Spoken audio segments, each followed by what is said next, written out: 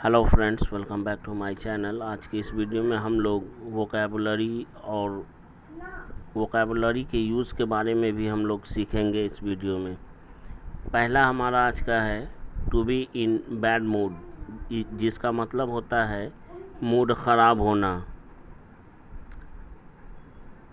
जैसे हमें बोलना हो, इसका यूज़ करना हो और बोलना हो उसका मूड अभी ख़राब है, तो हम लोग कहेंगे he is in bad mood right now. कल उसका मूड बहुत ख़राब था। Yesterday he was in very bad mood.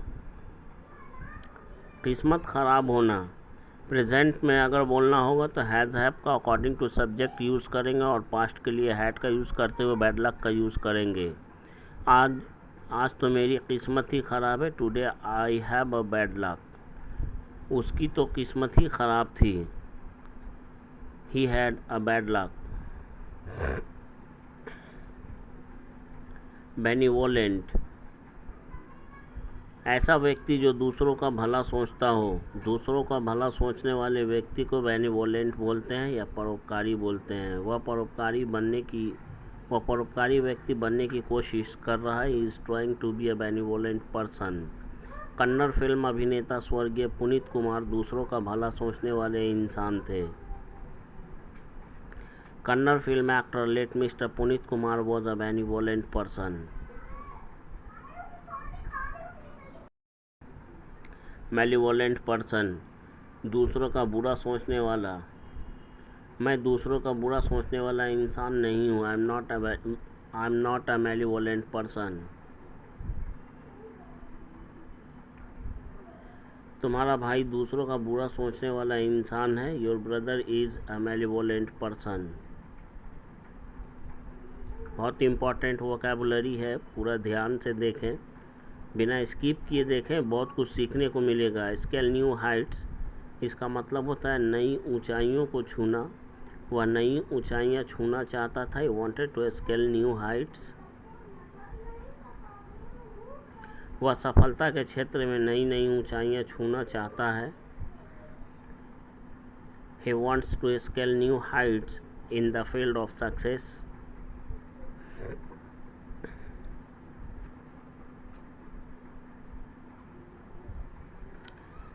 Come to fruition, come to fruition, इसका मतलब होता है फल लगना या कोई काम शुरू हो जाना। इस पेड़ में फल लग रहे हैं। This tree is coming to fruition. इस प्रोजेक्ट पर काम जल्द ही शुरू किए जाने की उम्मीद है। This project is likely to be come to fruition soon. Light up, रोशन कर देना। उसने मेरी ज़िंदगी खुशियों से रोशन कर दी।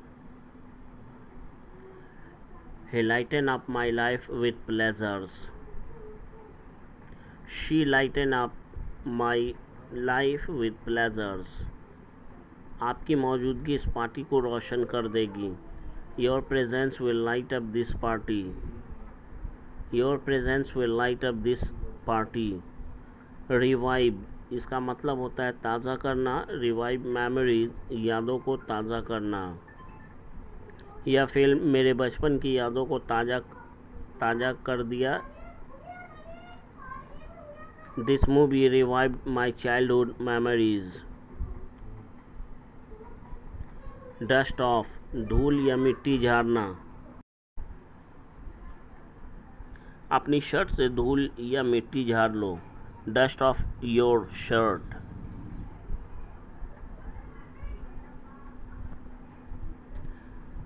इस टेबल की धूल साफ कर दो। Dust off this table. So, इसका मतलब होता है ठीक ठाक। वह अंग्रेज़ी पढ़ने के मामले में ठीक ठाक है। वह अंग्रेज़ी पढ़ाने के मामले में ठीक ठाक है। ही is so in terms of teaching English. He is so in terms of teaching English. वह अंग्रेज़ी बोलने के मामले में ठीक ठाक है, इसलिए यह जॉब उसे दिया जाना चाहिए। He is so in terms of speaking English, so this job should be offered to him.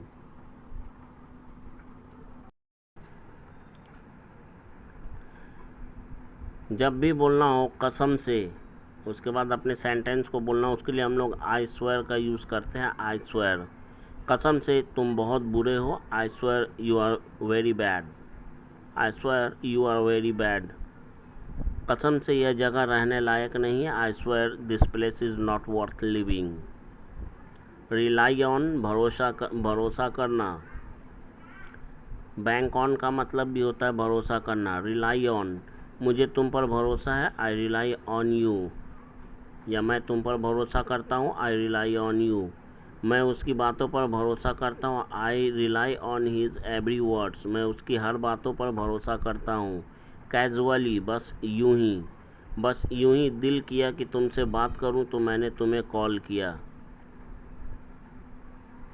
I wish to talk to you and I made a call to you casually.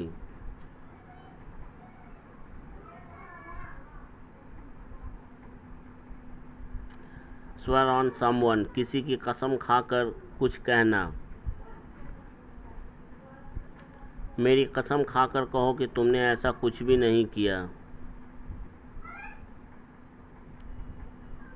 Swear on me you have not done anything like this. Swear on me you haven't done anything like this. अपनी माँ की कसम खाकर कहो कि सच में कल तुम इंडिया से बाहर जाने वाले हो। Swear on your mother you are to go out of India tomorrow. Awkward, इसका मतलब होता है अटपटा या भद्दा। यह रंग भद्दा लगता है या लग रहा है। This color sounds awkward. This color sounds awkward. यह थोड़ा अटपटा लगता है। It sounds awkward. Fond of, शौकीन, किसी चीज़ का शौकीन होना। मैं अच्छा खाना खाने का शौकीन हूँ। I am fond of eating good food. I am fond of eating good food. वह गुटखा खाने का शौकीन है। He is fond of chewing gutkha. He is fond of chewing gutkha. Make someone cry, किसी को रुलाना। हमें किसी को नहीं रुलाना चाहिए। We should not make someone cry.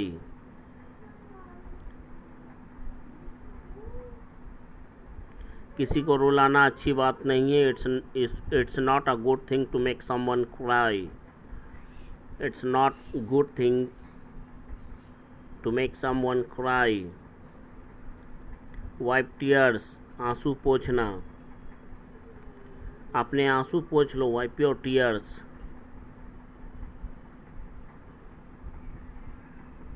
वो अपने आंसुओं को पोंछ रहा था। He was wiping his tears. He was wiping his tears. Tears of joy, खुशी के आंसू। उसकी आंखों में खुशी के आंसू भरे हुए थे। His eyes were filled with the tears of joy. His eyes were filled with the tears of joy. उस समय तुम्हारी आंखों में खुशी के आंसू थे। At that time there were tears of joy in your eyes. At that time there were tears of joy in your eyes. Tears of sorrow, दुख के आंसू। सभी के आंखों में दुख, सभी की आंखें दुख के आंसुओं से भरे हुए थे। Everyone's eyes were filled with tears of sorrow.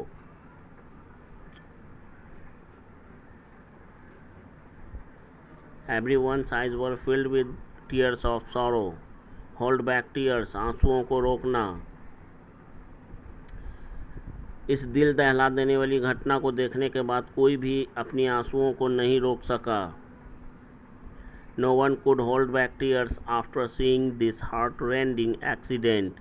Heart-rending accident इसका मतलब होता है दिल दहला देने वाली दुर्घटना। अपने बेटे को कामयाबी की ऊंचाइयों को छूता हुआ देखकर मैं अपनी खुशी के आंसुओं को नहीं रोक सका। Having seen my son scaling new heights of success, I couldn't hold back tears of my joy.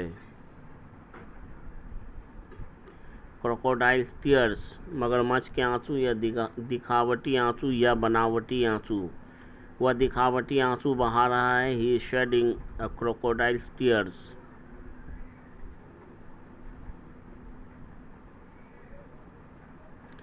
अब मगरमच्छ के आंसू बहाना बंद करो।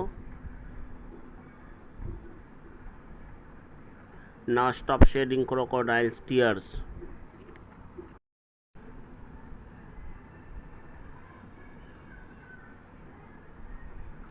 Have heart to heart talk, दिल खोल कर बातें करना। बिल्कुल हल्के मन से बात करना, एकदम बिल्कुल दिल खोल कर बात करना। कल मैंने अपनी होने वाली धर्मपत्नी से दिल खोल कर बात की या बात किया। Yesterday I had a heart-to-heart talk to my would-be wife.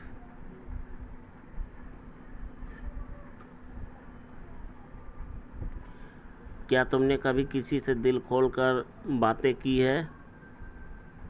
Have you ever had a heart-to-heart talk to someone?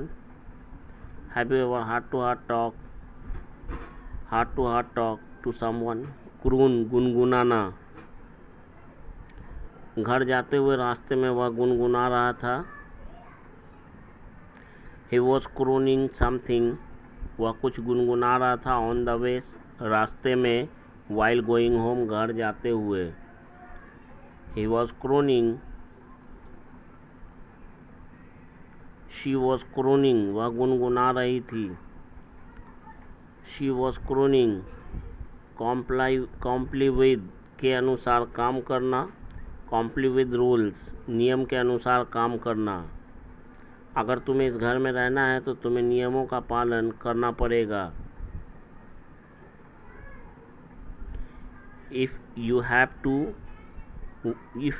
to live, या फिर यूँ कहें, if you want to live in this house, you will have to comply with rules. सड़क पर पैदल चलते समय हमें अनचाही दुर्घटनाओं से बचने के लिए सड़क सुरक्षा नियमों का पालन जरूर करना चाहिए। We must comply with the road safety rules to avoid unwanted accident while walking on foot on the road. Violate rules, नियमों का उल्लंघन करना या नियमों को तोड़ना। हमें जल्दीबाजी में सड़क नियमों का उल्लंघन कभी नहीं करना चाहिए, वरना यह हमारी मौत का कारण बन सकती है। We should never violate the road safety rules in a hurry, otherwise it can become the cause of our death. To be in a tizzy, घबराया हुआ होना। भागदड़ को देखकर वे लोग घबराए हुए थे। Having seen a stampede, they were in tizzy, या फिर यूँ कहें, they were in tizzy after seeing a stampede. अपना रास्ता भटक जाने की वजह से वे लोग घबराए हुए थे। They were in a tizzy because of losing their way.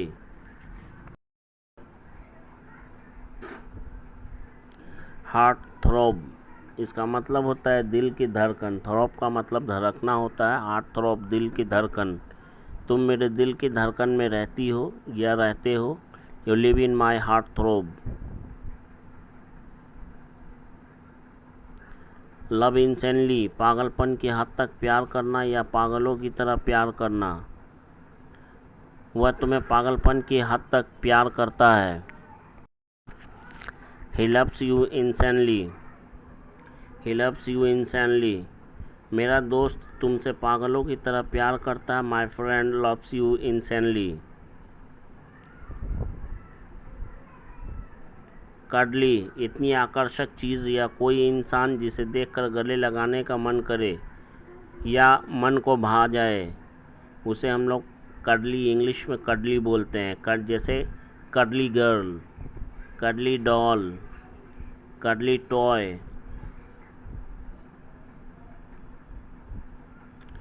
Puppy love, बचपन का प्यार।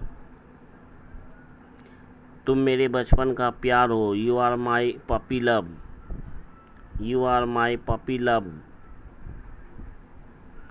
सिडक्टिव, सेक्सुअली आकर्षित करने वाली। She is seductive. That girl is seductive.